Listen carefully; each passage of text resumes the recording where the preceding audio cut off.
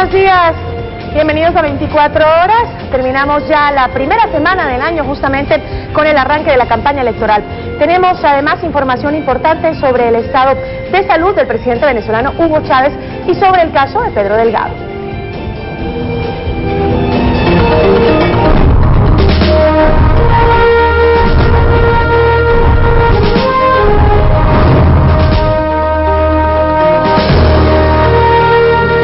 Con marchas y concentraciones, los 8 binomios presidenciales iniciarán hoy la campaña electoral. Veamos los recorridos. Rafael Correa, Jorge Glass de Alianza País lo harán en Portoviejo. Lucio Gutiérrez, Pierre Boyes de Sociedad Patriótica en Quito. Guillermo Lazo, Juan Carlos Solines del Movimiento Creo iniciarán su campaña en Guayaquil. Álvaro Novoa del PRIAN estará en Machala. Nelson Zavala, Denis Ceballos del PRE estarán en Esmeraldas.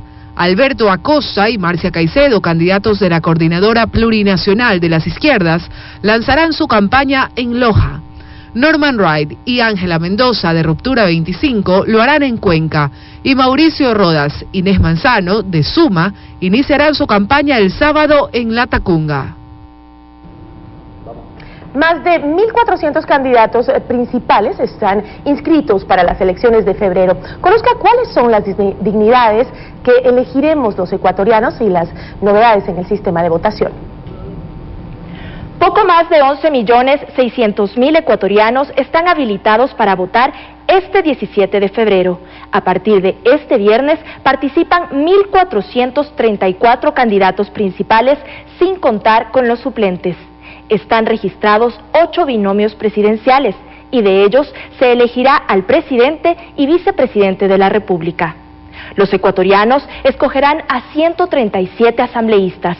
Será la primera vez en que se aplicarán las circunscripciones territoriales en Pichincha, Guayas y Manabí, que son las provincias con mayor número de electores. Por ello, se elegirán a 116 legisladores por las circunscripciones provinciales y distritales, a 15 por la circunscripción nacional y a 6 por la circunscripción especial del exterior.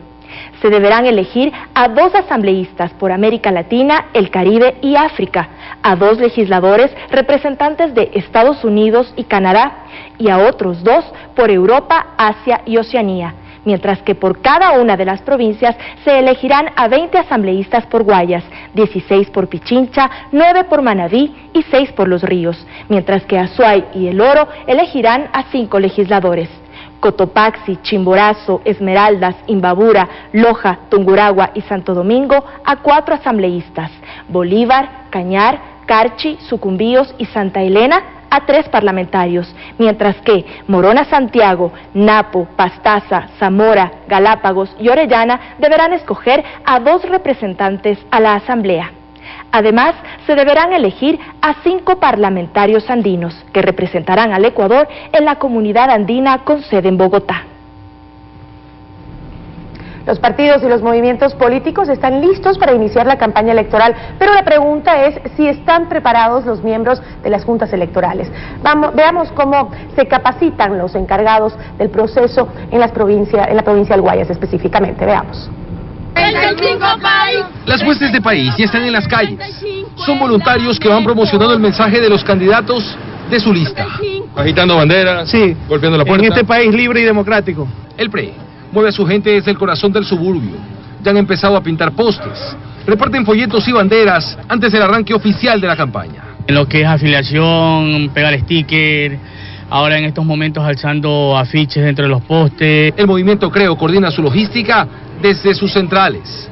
Aquí en Guayaquil, decenas de personas trabajan clasificando los trípticos que se van a entregar luego en la calle. Nosotros estamos haciendo contacto directo, barrio por barrio, casa por casa, entregando el mensaje y el proyecto político de Guillermo Lazo. Y aquí en la delegación electoral del Guaya se continúa de manera agresiva la capacitación para quienes integran las mesas de información que estarán dispuestos y distribuidos en puntos estratégicos de los diferentes cantones para decirle a la gente dónde votar. Aquí en Guayaquil va a haber 254 mesas, puntos de informaciones, como ves aquí a los señores que ya están trabajando dando la información.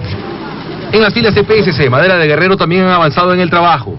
El material electoral se organiza para acompañar el mensaje de los candidatos directamente a los electores. Y ya estamos listos, estamos como tú verás, subiendo las camisetas, las volantes. Son estas horas previas a una campaña que promete variedad de ofertas electorales en diferentes colores. Jorge Rodríguez, 24 horas. El Consejo Nacional Electoral redujo el monto de la promoción tras definir el financiamiento de las alianzas. Las organizaciones políticas tienen autonomía para decidir la pauta en radio, televisión, prensa y vallas, que iniciará este viernes. En pocas horas iniciará oficialmente la campaña electoral.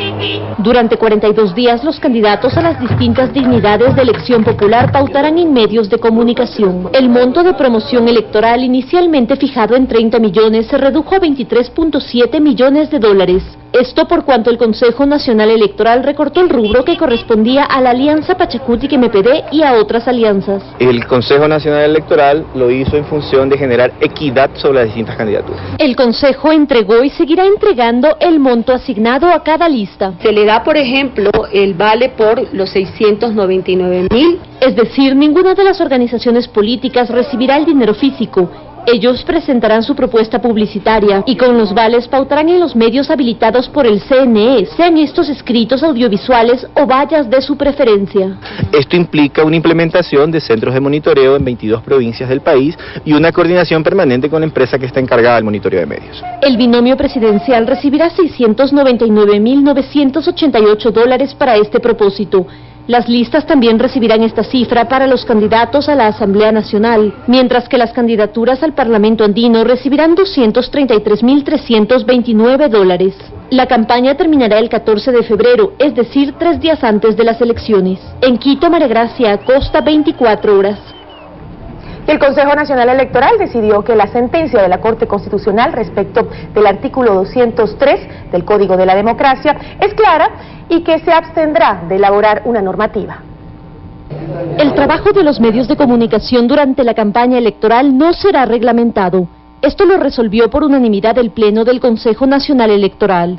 Porque el fallo de la Corte Constitucional o la aclaración que han hecho es muy explícita. Tras decidir la no elaboración de reglamento ni instructivo alguno, el Consejo aprobó una serie de normativas. La primera acción será reforzar el monitoreo. Se incluyen los parámetros de seguimiento que permitan garantizar el cumplimiento de los principios de equidad e igualdad establecidos en la Constitución, la ley y la sentencia de la Corte Constitucional. La segunda es el derecho a la réplica bajo pedido. Quien se considere agraviado por una información o publicidad negativa solicitará al Consejo Nacional Electoral por escrito para que este órgano disponga al medio de comunicación otorgue el derecho a la réplica. Es decir, el CNE no actuaría de oficio sino a petición de los candidatos. La tercera acción será hacer públicas las reglas de juego. A ver si elaboramos un texto para publicarlo en los medios de comunicación. Sin embargo, esta no reglamentación no despeja del todo las dudas de los comunicadores en torno al trabajo periodístico, luego de que la Corte Constitucional ampliara el fallo del artículo 203 del Código de la Democracia y dejara la responsabilidad del control de la publicidad indirecta en manos del CNE. Sin reglas claras, los medios que incumplan con lo dispuesto por este artículo serían sancionados. En Quito, María Gracia Acosta, 24 horas.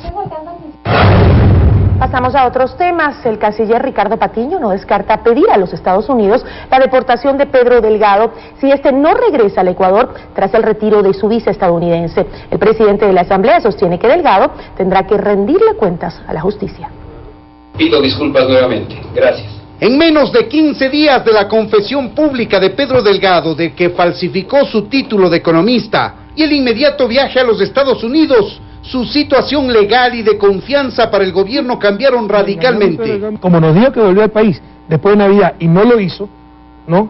Y nos tiene dando largas, etcétera, le hemos pedido al gobierno norteamericano que le retire la visa. El gobierno norteamericano fue muy diligente frente al pedido del gobierno ecuatoriano y retiró la visa a Pedro Delgado y lo notificó de su decisión este jueves. Según la embajadora de Ecuador en Estados Unidos, habrá un margen de pocos días para que la familia Delgado vuelva al país. Su familia tendrá un tiempo prudencial para dejar el país. Estamos confirmando que la notificación haya sido entregada. Debería de venir acá a dar la cara. Eso le corresponde. Y es que Delgado, que sin visa estaría ilegal en Estados Unidos, podría salir de ese país, pero no necesariamente volver al Ecuador. Lo que estoy analizando es la posibilidad de que el señor tenga obligación de venir acá para rendir cuentas al país de lo que él cometió, de lo que él hizo. Lo que cursaría es la deportación una vez que se quedaría ilegal, ¿no? No sabría decírselo. Para el presidente de la Asamblea, que considera que Delgado traicionó la confianza de sus coidearios y del país en general, más que buscar responsabilidad política, Delgado deberá enfrentar a la justicia, dice. Ella cayó en el plano penal porque hay hasta una confesión de parte, ¿no? Esto tiene que ir directamente a un juicio porque ahí hay un delito. Así, Pedro Delgado pasó de ser un poderoso hombre de confianza del presidente a un personaje criticado por sus antiguos amigos y perseguido por un proceso judicial en marcha. En Quito, Freddy Paredes, 24 horas. Y mientras tanto, el abogado de Pedro Delgado, Juan Carlos Carminiani, dijo a 24 horas que su defendido no regresará al Ecuador y analiza pedir asilo político en un tercer país. El gobierno americano le ha permitido al señor Delgado permanecer en Estados Unidos hasta la fecha en que expire su visa, ¿no? Luego de que expire su visa, el señor Delgado ya no podrá permanecer en Estados Unidos. ¿Y eso ocurre cuándo? La visa expira a finales de este mes. ¿Y él va a regresar al Ecuador luego de eso? Hasta que la situación legal de él no esté regularizada, él no va a regresar al Ecuador. ¿Él va a ir a un tercer país? Él está estudiando la posibilidad de pedir, de ir a diferentes destinos, no lo ha decidido todavía. ¿Él va a pedir asilo político en algún país? ¿Se siente perseguido político? Han pedido que le revoquen su visa para presionarlo que regrese al Ecuador. Él ha entendido que ese es un mensaje de persecución política y que le dejan la puerta abierta de intentar solicitar el asilo político que él crea correspondiente en el país que él considere.